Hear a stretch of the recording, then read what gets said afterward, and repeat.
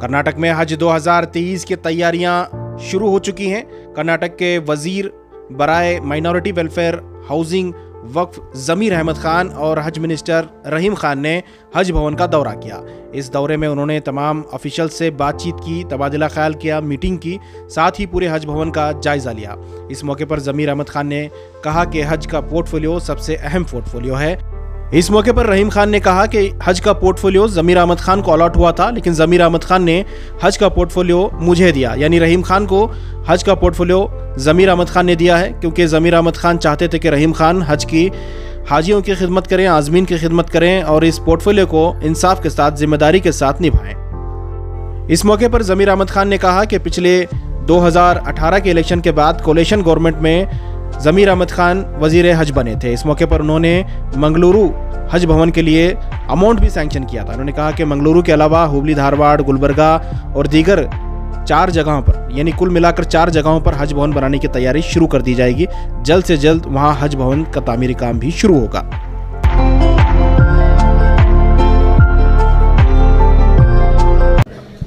Sir बताया, आज हमारे हज कमेटी के मिनिस्टर जनाब रहीम खान साहब और मेरे को हज कैंप में आने का मौका हुआ था। आज हज कैंप के अंदर ट्रेनिंग कैंप चल रहा है, उस वजह से और इंतज़ाम भी थोड़ा कराने का था।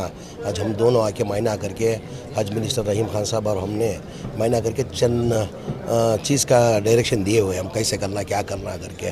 अभी टोटल इस बार हज के जो है एप्लीकेशन, जो हमारा जो हज का जो कोटा था 7,940 कोटा था, यानी एप्लीकेशन जो है 8,140 कुछ एप्लीकेशन है, यानी वो कैंसलेशन होने की वजह से दोनों यानी सही हो गया। यानी 7,000 जो हमारे एप्लीकेशन जो आए थे, जो कोटे को उसको मैच होके अभी हमारे कर्नाटका से पहला इनाग्रेशन फंक्शन जो है 6 तारीख को हम लोग रखने वाले हैं।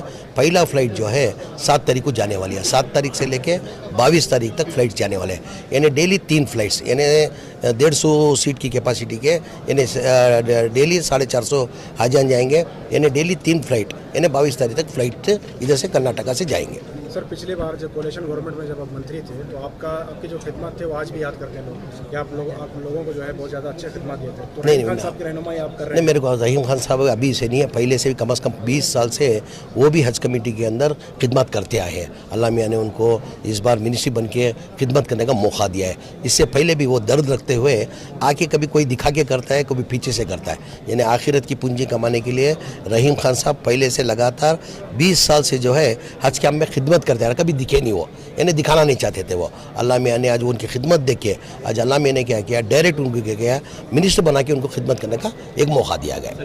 लास्ट टाइम 2018 के अंदर जब मैं मिनिस्टर था, जब मैंगलोर के अंदर एक आइडेंटिफाई किया था जगह, मैंगलोर के लिए आइडेंटिफाई किया, वो जगह सही नहीं हुई। उसके बाद मालूम हुआ मेरा पीरियड ख़त्म हो गया था। मेरी पीरियड ख़त्म होने के बाद हमारे चेयरमैन रऊफ साहब अभी बता रहे थे कि मैंगलोर के अंदर हमारे MLC जो है PM फारूक साहब, जो जनता दल के MLC जो है PM फारूक साहब, उन्होंने देकर जगह दी करके, ऑलरेडी गुलबर्गा के अंदर जगह सैंक्शन हो चुकी थी और मैंगलोर के लिए 10 करोड़ रुपये में सैंक्शन कर दिया था, कंस्ट्रक्शन के लिए 10 करोड़ रुपये सैंक्शन करके अभी भी 10 करोड़ रुपये ऐसे ही पड़ा है। गुलबर्गा के लिए ऑलरेडी 10 जगह सैंक्शन हो गई थी, काम शुरू करना था, इतने में अपनी गवर्नमेंट चलेगी। अभी उधर ग्रांट सैंक्शन करना है, कंस्ट्रक्शन के लिए पैसा सैंक्शन करना है, वो इंशाल्लाह हम करा देंगे। और हुबली के अंदर भी एक हज भवन करना करके, हुबली के अंदर, मंगलूर के अंदर, गुलबर्गा के अंदर, एक बिदर के अंदर, ये 4 डिवीजन में इंशाल्लाह ये 5 साल के अंदर बेहतरीन हर जगह 4 हज हाउस आएंगे। और एक जो छोटा पड़ रहा है, नहीं, हज भवन छोटा नहीं, उसके अंदर थोड़ा बदलाव लाना चाहिए था। डिस्कशन हुआ है, उसकी वजह क्या, लास्ट टाइम थोड़ा प्रॉब्लम होने की वजह क्या है, ये हाजियों को क्या हो गया, ये कोविड के अंदर 2 साल हज का प्रोग्राम नहीं था, हज नहीं गया हज का, जो 2020 में और 21 में एकदम से 2022 में आ गया। और इसको क्या कर दिए थे, BBMP वाले ने कोविड सेंटर बना दिए थे। कोविड सेंटर और हॉस्पिटल बनाने की वजह से थोड़ा डैमेजेस हो गए थे, एकदम से हज का आ जाके, और उसके साथ में क्या हो गया, रोज़ का 1,500 हाजी का आ गया था लास्ट टाइम।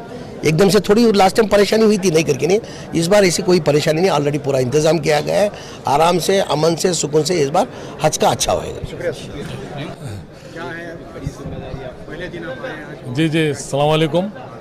क्योंकि हज भवन में पहले से आते रहता हूँ और इस बार बहुत बड़ी जिम्मेदारी मुझे अल्लाह ने दी है, और ख़ासकर ज़मीर भाई ने मुझे इसकी भी जिम्मेदारी के लिए बहुत सपोर्ट किए हैं, क्योंकि ये पूरा हज मिनिस्ट्री माइनॉरिटीज़ वक्फ सभी ज़मीर भाई को दिए थे। फिर उन्होंने नहीं मेरे भाई को ये जिम्मेदारी देंगे बोल के दिल्ली में सिद्धरामैया साहब को बोल के मुझे जिम्मेदारी दिए हैं। तो ज़रूर ये जिम्मेदारी के लिए भरपूर हम निभाएंगे। उसी के लिए अभी अर्जेंट मीटिंग लिए हैं।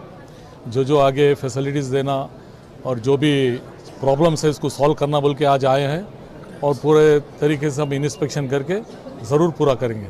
मैं सभी को, पूरे कर्नाटक को और पूरे जनता को धन्यवाद बोलता हूँ। कमेटी के ताल्लुक से क्या होगा, कैसे कमेटी चेंज होगी, क्या नहीं, कमेटी सेम रहेगी, इसके बारे में ऑलरेडी डिस्कस चल रहे हैं। रिपोर्ट नहीं, कमेटी का जो है ना वो कोर्ट में स्टे हुआ है, वो अभी हज का होने तो बाद भी देखेंगे। इस मौके पर माइनॉरिटी वेलफेयर के सेक्रेटरी मनोज जैन, स्टेट हज कमेटी के चेयरमैन रऊफुद्दीन कचेरीवाला, स्टेट हज कमेटी के मेंबरान, स्टेट हज कमेटी के ईओ सरफराज खान, सैयद मुजाहिद और दीगर अहम जिम्मेदारान मौजूद रहे।